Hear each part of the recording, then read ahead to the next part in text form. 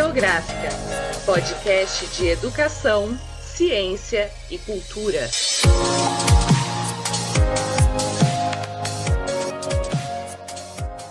Bom dia, boa tarde e boa noite. Está começando mais um episódio do nosso podcast Rádio Geográfica. Hoje é dia 17 de outubro, meu nome é Cíntia e o tema que nós trouxemos hoje é a comunidade LGBTQIA+, e suas vivências, preconceitos, mas também trazendo uma abordagem da educação sexual. Dessa forma, vamos ter 3 falas, primeiramente abordando a educação sexual de modo geral, depois gênero e sexualidade e, para finalizar, diversidade e preconceitos. Então eu convido os colegas Arthur, Rafael e Flávio para debater conosco brevemente estes assuntos. Olá, primeiro agradeço pelo convite para falarmos algumas palavras sobre este assunto tão importante para a educação sexual. Me chamo Arthur Augusto Fernandes Leoneto, psicólogo. Me graduei pela Unip, campus Araraquara, e atualmente estou no programa de pós-graduação de mestrado profissional em educação sexual pela Unesp, também campus de Araraquara. Bem, para falarmos da educação sexual, gostaria antes de falar sobre alguns dos desdobramentos da sexualidade muito comuns e que são mais próximos de nós do que nós podemos pensar. Socialmente, subestimamos o poder da educação. Sim, da educação com E maiúsculo. Esta educação mais ampla que extravasa os muros e portões das escolas e que acontece também no dia a dia das pessoas, de todas as idades. Como seres sociáveis, somos uma espécie gregária, estamos a todo momento nos relacionando com tudo o que nos cerca e conosco mesmos. Desde a mais tenra idade, e as neurociências têm comprovado cada vez mais não sermos tábuas rasas, estamos buscando por relações das mais diversas naturezas, das mais diversas, como eu gosto de dizer, qualidades. Na prática, especialmente ao final da infância, início da juventude, estamos num movimento muito característico chamado de identitário. É neste momento que buscar por parcerias, amizades, referências para além das do grupo familiar ou da socialização primária toma uma proporção afetiva intensa, tão intensa capaz de produzir sentimentos igualmente intensos, tão intensos que são percebidos pela juventude como desespero. Sim, desespero. Desespero de não pertencer mais a um grupo, comunidade, coletivo, de ver-se sem perspectivas da convivência com seus pares. Pares que são de sua escolha, na maior parte das vezes. Mas engana-se quem pensa que este esforço identitário é responsável por uma cisão com a infância. Não, não é não. Carregamos esta infância sempre conosco. A diferença, agora, é que numa nova perspectiva, numa nova roupagem, com outras disponibilidades e disposições afetivas. Este esforço, comumente, que expõe a criança, mas principalmente jovens, paradoxalmente, a uma espécie de sentimento de abandono, despertencimento, por não estarem mais na suposta proteção da infância e também não estão na pretensa liberdade adulta. Esta é uma fase de muita vulnerabilidade para a juventude e acabam por estabelecer relações baseadas nesta vulnerabilidade. O acesso facilitadas informações de toda sorte, favorecido pelas tecnologias da comunicação e da informação, e que de agora em diante eu prefiro utilizar apenas a abreviação TIC, como os smartphones, mais acessível pelo público, né? Nós temos também os computadores, tablets, dentre outros. Tem sido um grande desafio para a docência e também para os responsáveis, enfim, com todo mundo, com todas as pessoas que têm responsabilidade com crianças e jovens, porque nem sempre, e isso é muito importante frisar, nem sempre os conteúdos acessados por estes são próprios para estas faixas etárias. E mesmo tem seu conteúdo disponibilizado como fruto do exercício ético e responsável pelas informações que se disponibiliza. Das redes sociais, sítios, aplicativos de relacionamento, muito do que é acessado diz respeito a conteúdos eróticos e pornográficos, que outras pessoas, quando não, elas mesmas produzem e ou disponibilizam pelos recursos oferecidos pelas TIC que viabilizam o acesso à internet. O consumo destes materiais de conteúdo adulto mostram o quanto a sexualidade, que não se restringe à prática do sexo, é importante deixar isso claro, permeia as nossas relações. Mostra que o acesso tem sido cada vez mais precoce, bem como a sexualização das relações também.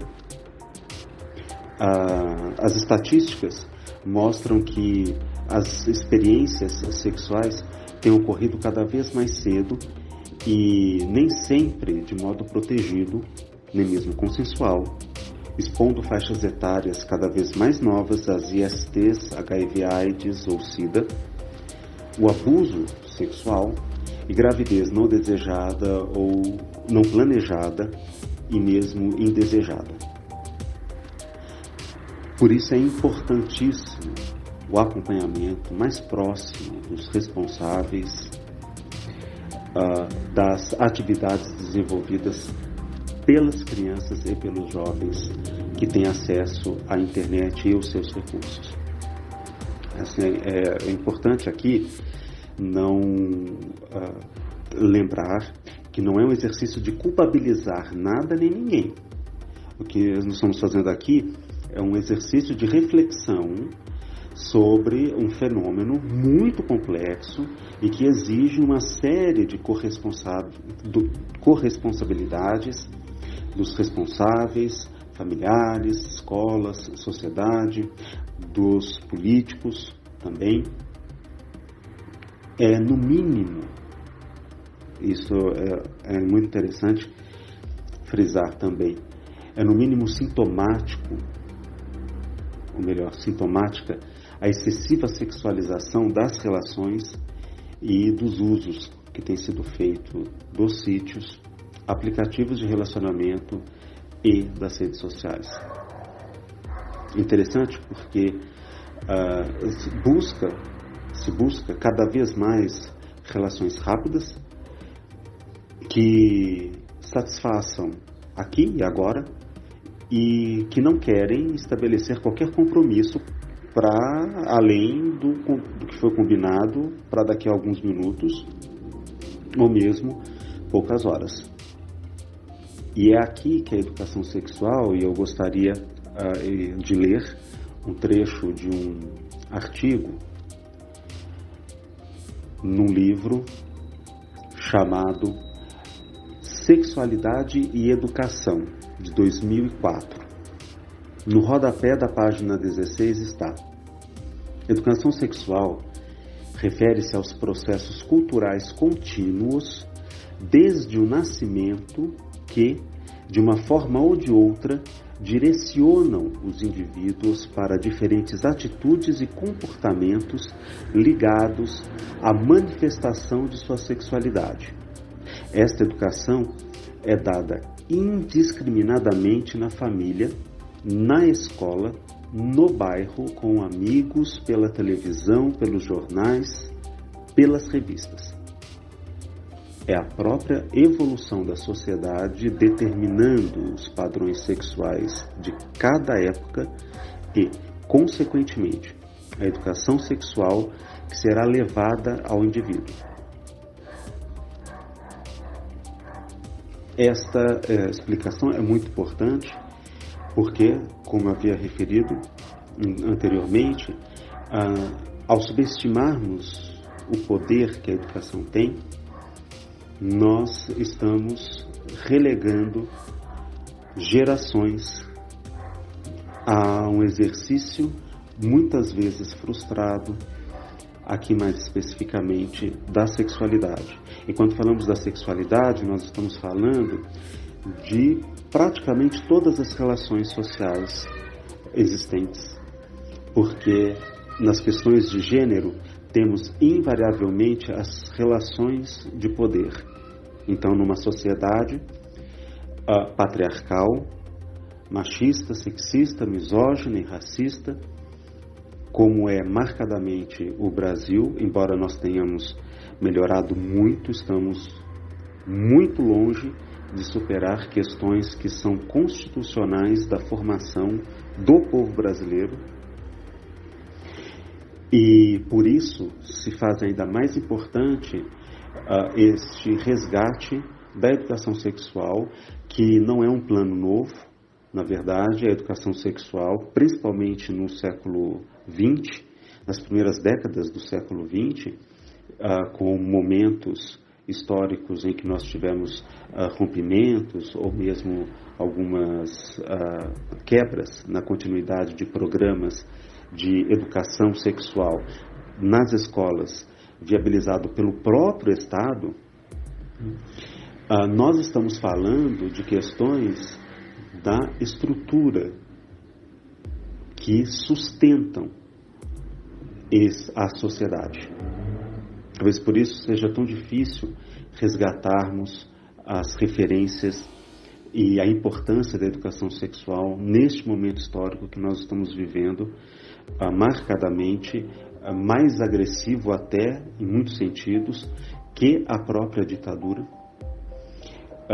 em que nós temos retrocessos em muitos níveis, e a educação é um destes campos que estão sendo muito frustrados por conta da política que hoje nós vemos no país. A educação sexual, ela é importante porque é através da educação sexual que nós poderemos colocar em pauta de modo ético, responsável e cientificamente pautado questões importantíssimas como o feminicídio, o abuso sexual, gravidez em qualquer fase e principalmente na juventude, final da infância e na juventude, as ISTs, HIV/AIDS.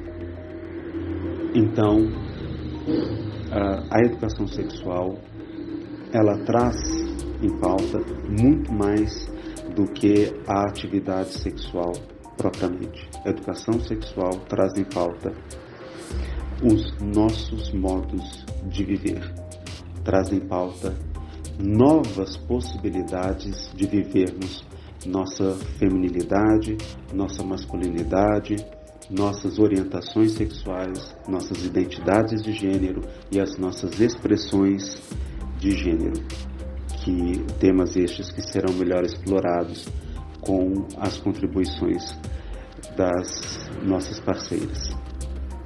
Mais uma vez agradeço muitíssimo pela participação.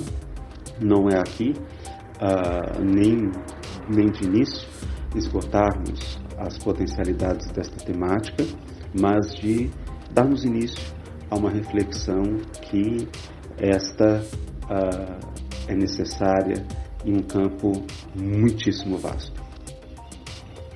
Muito obrigado. Até mais. Oi, Cíntia, tudo bem? Agradeço estar aqui na Rádio Geográfica falando com vocês. Meu nome é Rafaela Beraldo Modé, eu sou psicóloga, uma mulher trans, trabalho na Prefeitura de Araraquara e vou falar um pouquinho sobre gênero, sexualidade e identidade.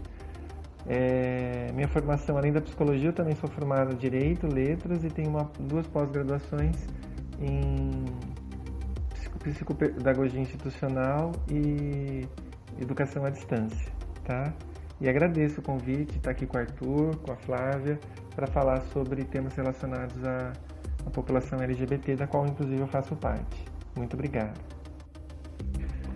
Oi, vamos lá então, aqui na Rádio Geográfica, com a Cíntia, a Flávia e o Arthur, falar sobre agora gênero, sexualidade e identidade, autoconhecimento e afeto, né? Então eu sou a Rafaela Modé e vamos lá. A gente fala que é explicar o biscoito, né? Quando a gente fala sobre essas questões de toda a sigla LGBTQIA+. Então a gente tem lá o L, o G e o B, lésbicas, gays e bissexuais. A gente está falando aqui de orientação sexual e normalmente a gente começa sempre falando por ela. Então, para onde orienta o meu desejo? O padrão hoje aceito socialmente e que tem preconceito zero é o padrão heteronormativo, que é o quê? Eu sou do gênero masculino e me interesso por pessoas do gênero feminino. E pronto, é isso. Quando eu sou lésbica, eu sou uma mulher, performo feminilidade ou não, e eu me interesso por pessoas do mesmo sexo que eu, no caso do gênero feminino. Quando eu sou gay, eu me interesso por homens, sou homem e me interesso por homens. E se eu sou bissexual, eu me interesso por ambos os gêneros, tanto feminino como masculino. E aqui vale um adendo de que pessoas bissexuais não são pessoas indecisas em relação à sua sexualidade, e nem promíscuas também. Elas simplesmente não têm a questão do gênero como um determinante para elas se relacionarem sexualmente. Elas podem se relacionar tanto com homens como com mulheres. Continuando na sigla, a gente vai ter lá o T, que são as pessoas trans, no caso travestis e transexuais. Então tem as mulheres trans, né, que são pessoas que nasceram foram denominadas ao nascer com o gênero oposto àquele com o qual elas se identificam. E da mesma forma nós temos os homens trans, temos as travestis, que é um termo usado mais na cultura latina. E lembrando, pessoas trans, isso é bem interessante, não precisam fazer modificações corporais necessariamente. E é uma coisa que as pessoas não entendem. A gente tem a fantasia de que existe o trans verdadeiro. O trans verdadeiro é aquela pessoa que tomou hormônio, que fez cirurgia, que modificou o corpo e que fica super parecendo uma mulher, que a gente chama de passável, né? Passa por uma mulher cisgênera. Isso, gente, não necessariamente. Eu conheço pessoas trans que não tomaram hormônio, que não fizeram nenhuma modificação corporal, mas que performam ou masculinidade ou feminilidade, dependendo da forma como são. E tem uma identidade interna, e isso que é mais importante, que se identifica diferente daquilo que foi atribuído ao nascimento, né? Que foi colocado lá na certidão de nascimento. E isso às vezes é bem confuso, porque, por exemplo, eu posso ter um menino trans, que se identifica como menino, mas que ele gosta de pintar as unhas e deixar o cabelo comprido. Porque é isso que não é uma caixinha, é um universo de possibilidades. E esses nomes todos que eu estou falando aqui são só formas de a gente ter políticas públicas para essa população. Porque senão elas não acontecem. Mas o fato é que a coisa é muito mais diversa do que a gente imagina. Depois do T de transexual, a gente tem o Q de queer. Queer são pessoas que não têm necessidade de uma identificação, justamente isso. Fica fora de todas as caixinhas, né? E aí nós temos o I, que é de intersexo.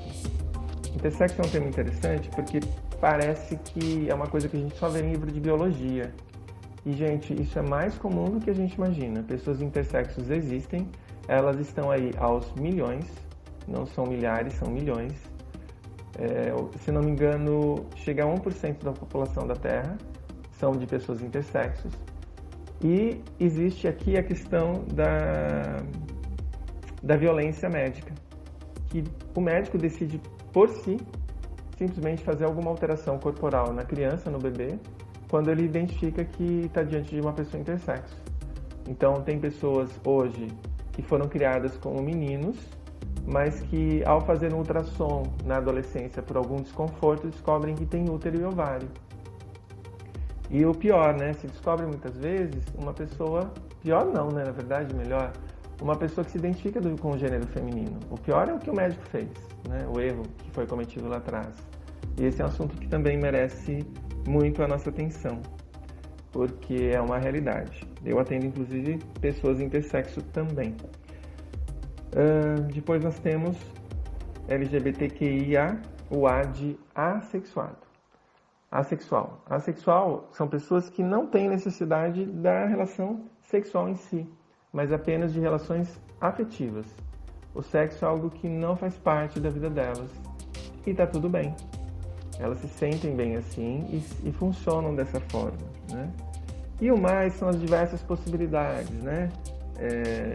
Tem os pansexuais, que são pessoas que para eles independe de gênero, de orientação sexual ou qualquer outra coisa do tipo. Eles se interessam por pessoas. Se aquela pessoa para eles foi atraente, foi interessante e vale a pena ter um relacionamento, eles vão ter esse relacionamento com essa pessoa, né? Então tira realmente de novo dessas questões das caixinhas. E muitas outras denominações estão surgindo e vão surgir. A gente tem os não binários dentro da sigla T, né, que eu acabei não falando muito, que são as pessoas que brincam justamente com essa questão de gênero e fluem por ele. Por exemplo, uma mulher trans, um homem trans gosta de ser chamado pelos pronomes, ou masculino ou feminino, de acordo com cada caso, pelo nome e tudo mais.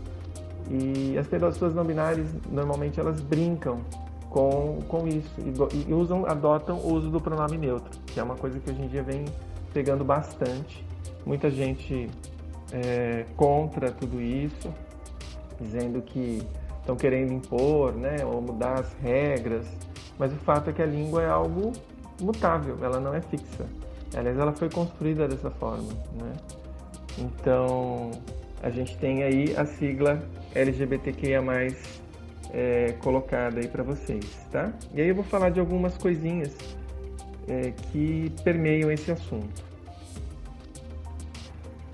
Então, continuando, tem alguns temas que eu gostaria de falar sobre a população LGBTQIA+, né? Nessas questões de gênero, sexualidade e identidade. Bom, todo o processo de autodescoberta em relação à própria sexualidade ou à própria identidade, ele é um processo que envolve uma série de questões. E uma delas é enfrentar todo o preconceito social existente. Existe uma regra normativa vigente de que as pessoas importantes da sociedade são os homens brancos, cisgêneros e heterossexuais. Qualquer coisa que fuja disso vai sofrer algum tipo de opressão.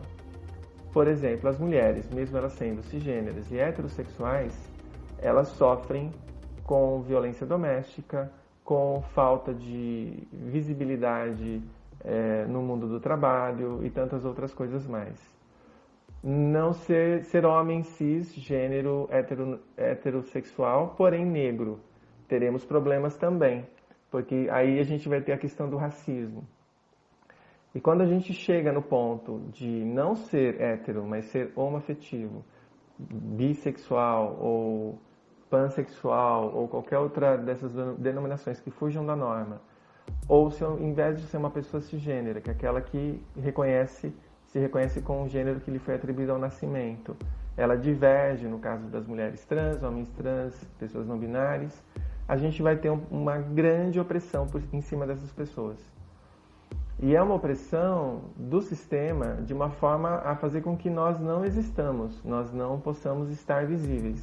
Quando a gente fala das mulheres trans, as travestis principalmente, que são mulheres trans, elas estão, a profissão que lhes é atribuída de forma compulsória na sociedade é a prostituição ainda.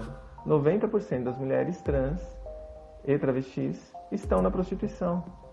E por quê? Porque é o lugar que a sociedade colocou elas.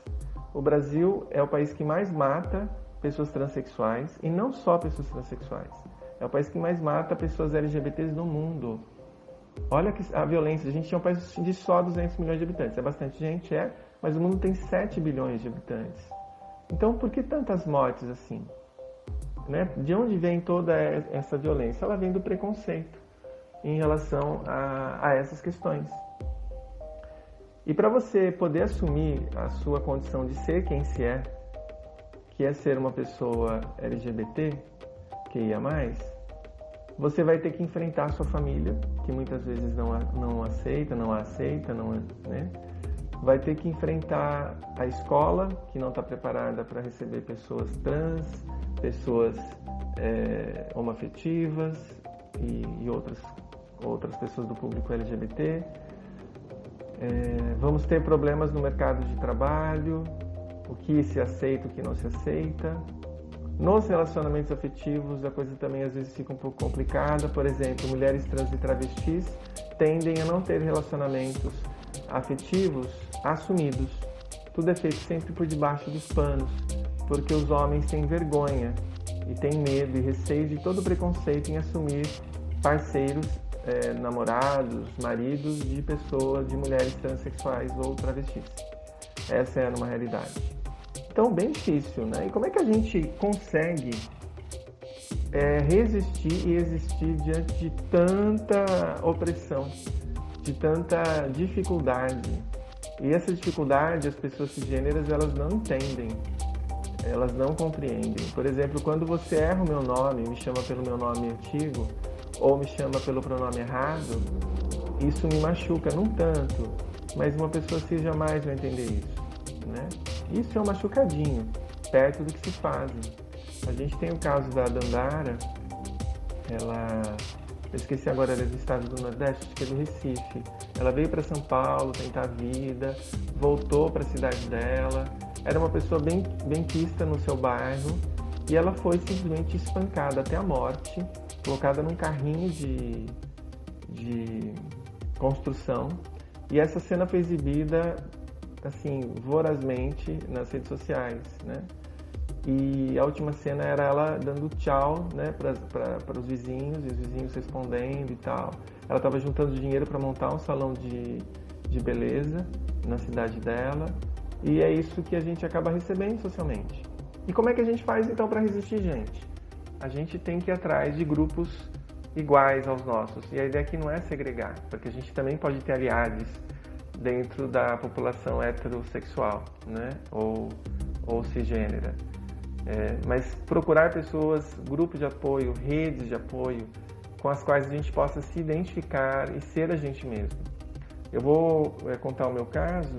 Eu assumi a minha transexualidade tardiamente, mas ela sempre esteve presente comigo desde que eu me conheço por gente. E como é que eu fiz? Eu fiz uma rede de apoio, e no meio dessa rede de apoio eu descobri um grupo de psicólogos trans. A gente tem a Articulação Nacional de Psicólogos Trans, que existe já há um tempinho, e foi esse grupo que me fez eu me sentir pertencente, porque eu vi que não era uma aberração da natureza como a sociedade coloca, mas como alguém que podia ser incluído em grupos. E esse grupo me deu força para eu assumir no consultório, eu atendo particular também, e eu não perdi nenhum dos meus pacientes. Esse grupo me deu força para poder assumir na prefeitura, onde eu trabalho, e também foi super tranquilo, né? A prefeitura aqui é super inclusiva. Mas são situações que a gente vivencia e que as pessoas cisgêneras não entendem, que as pessoas heterossexuais não entendem. De todo o sofrimento que a gente tem que passar para ser quem a gente é. E por isso é preciso de grupos de apoio que nos ajudem a gente a se reconhecer como parte, como pertencente, e dar motivos para a gente estar aqui, resistir e fazer esse mundo um lugar melhor e mudar toda essa sociedade hipócrita e preconceituosa. E é isso. Obrigada pelo espaço e pela oportunidade. Olá, Cíntia. Olá, pessoas. Antes de mais nada, quero agradecer pelo convite. Para discutir um tema que é tão importante, tão relevante, tão sensível, né, na nossa sociedade. Meu nome é Flávia de Jesus Andrade, e eu sou cientista social formada pela Unesp de Araraquara, bacharel e licenciatura. Também tenho a especialização em economia solidária, que é a minha área de trabalho.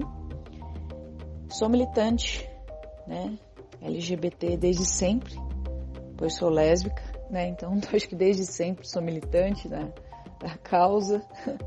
Existir já é, de certa forma, militar, né, pelo menos ao meu ver, deveria ser.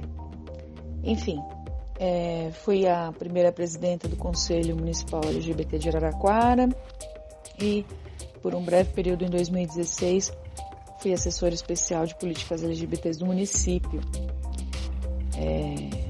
Também fui delegada por 2 vezes, delegada da Conferência Nacional LGBT, inclusive da primeira conferência. Foi muito importante para conhecer outras pessoas do movimento, entender todas as suas nuances e basicamente essa é a minha história de militância. Hoje eu atuo com geração de trabalho e renda, né, como eu disse, e qualificação profissional dentro da Coordenadoria de Economia Criativa e Solidária de Araraquara.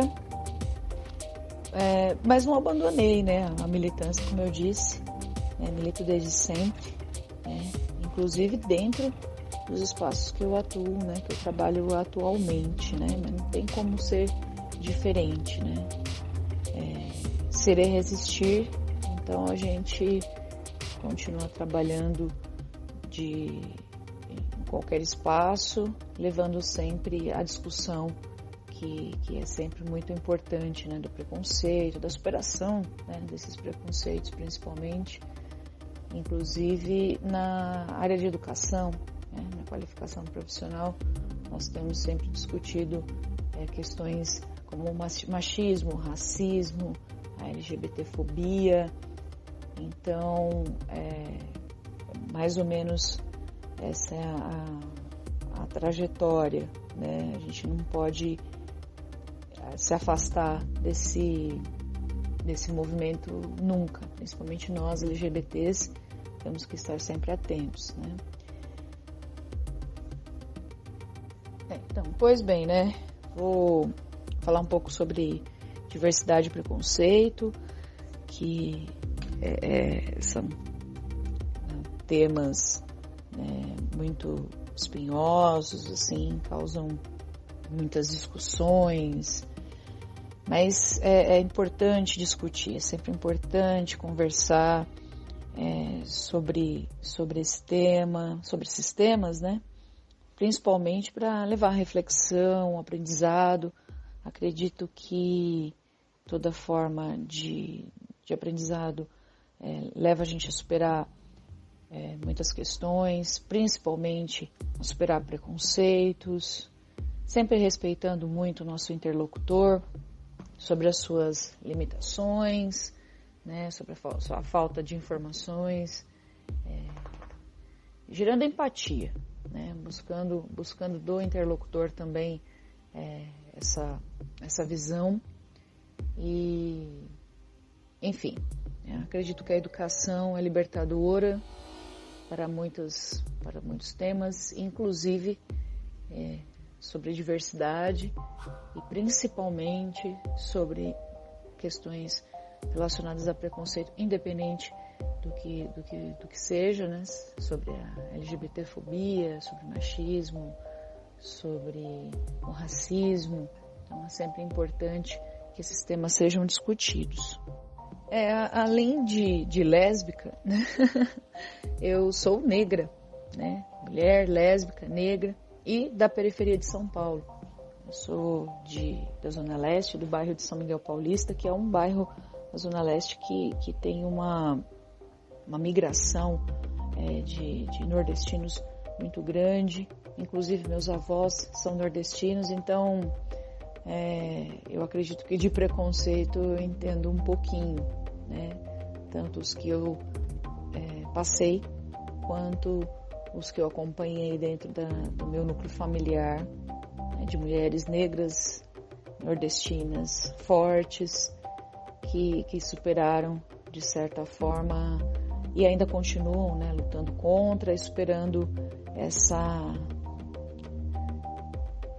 questão, né, esse mal que é o preconceito de toda forma. Enfim, eu tive muita sorte, né, de ser acolhida pela minha mãe, pelos meus irmãos, assim que eu me assumi, mais ou menos nos idos de 1999, já faz bastante tempo. Mas eu tenho plena consciência de que eu sou exceção e que essa não é a sorte da grande maioria da população LGBTQIA+, do nosso país.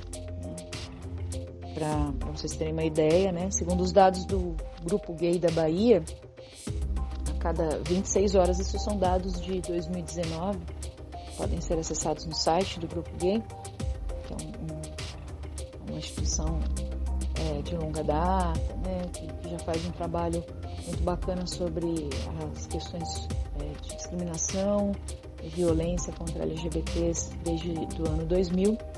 Então, né, são dados mais recentes, de 2019, a cada 26 horas um LGBT morria vítima de violência, né, seja ela física, vias de fato, né, homicídios, ou até mesmo suicídio, que ocorreu em decorrência da violência psicológica sofrida por esses LGBTs, né?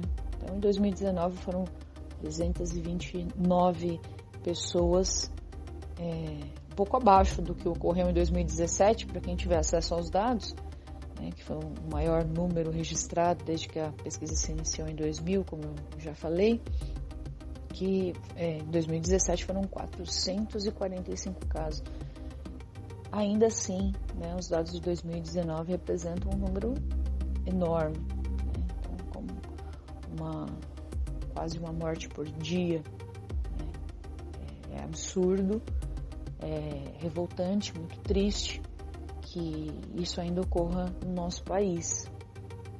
Se eu não me engano, o Brasil é um dos países que mais mata LGBTs no mundo. Se eu não me engano, é o segundo país que demonstra, né, uma incoerência, né, um país tão diverso, né, com questões de sexualidade tão afloradas, né, um país que tem carnaval e tudo mais, e mesmo assim não consegue superar a violência contra os LGBTs, contra a população LGBT, né. Um outro dado que me deixou muito impressionada foi que de todos os estados da federação, inclusive o Distrito Federal, o estado de São Paulo foi o que registrou mais mortes no período, né, do ano passado.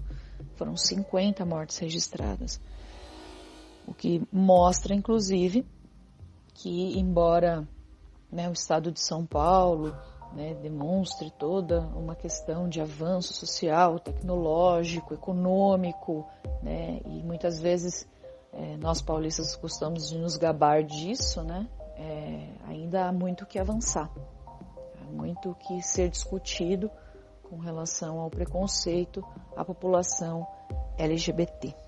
Falo também um pouco sobre o preconceito, né, com relação ao mercado de trabalho, que é a minha área de atuação profissional, né? Então, quando o assunto é mercado de trabalho, a exclusão não é diferente. Em 2015, vou citar uma pesquisa feita por uma agência de recrutamento e seleção que entrevistou 1.500 empregadores, né? Então, empresários, pessoas que são responsáveis pela contratação no mercado de trabalho formal, né? Aquele com carteira registrada, né? CLT. Então, 1.500 empregadores foram entrevistados sobre a possibilidade de contratar homossexuais para uma vaga em potencial.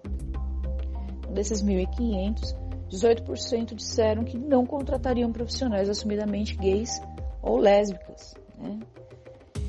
Vale ressaltar que a pesquisa não incluiu o segmento T na pesquisa, só levou em consideração pessoas homossexuais, não levando em consideração, por exemplo, as travestis, transexuais e aí falando sobre questões de identidade de gênero, etc.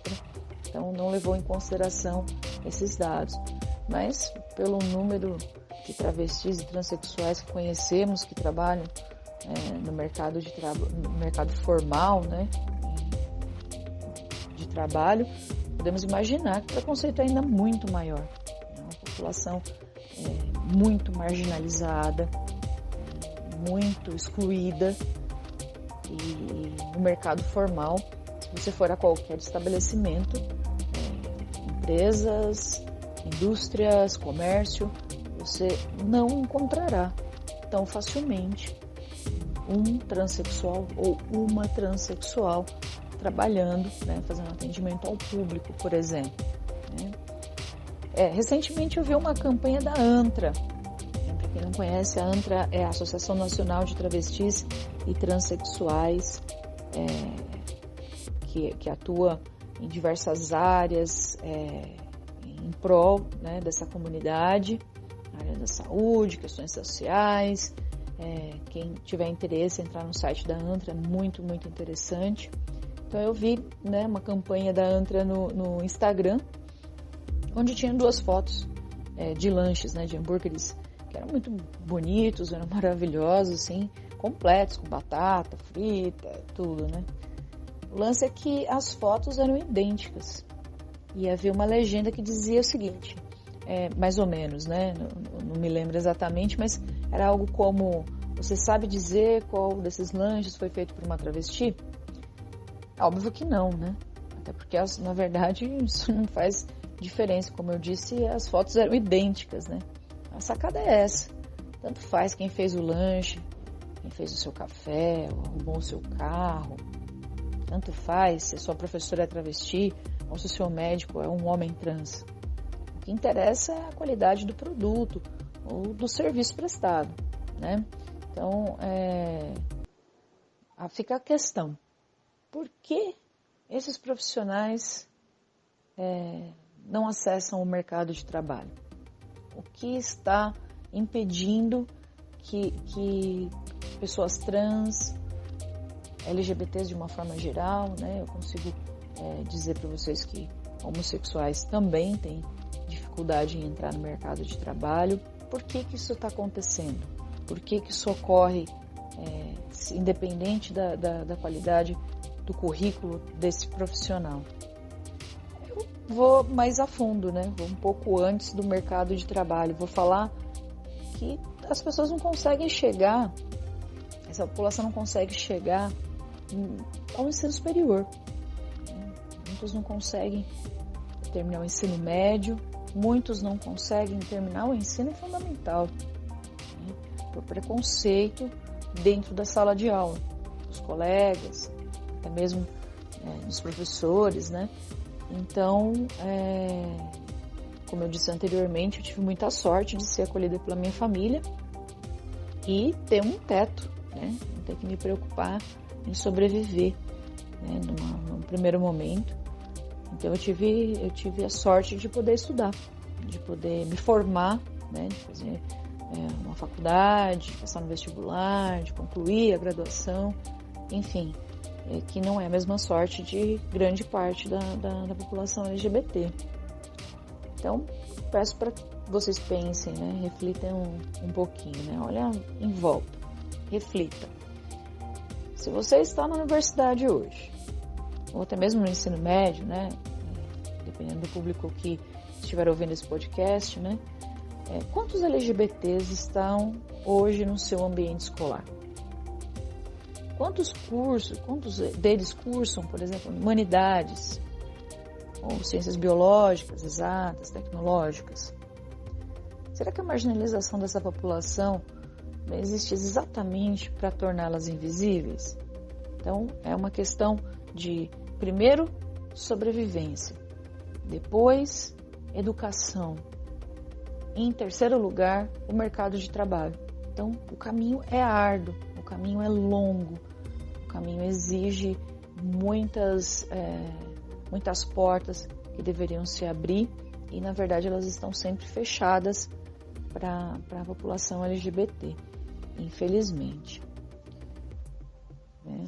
Então, e aí vou afunilar um pouco mais, né, a questão do mercado de trabalho.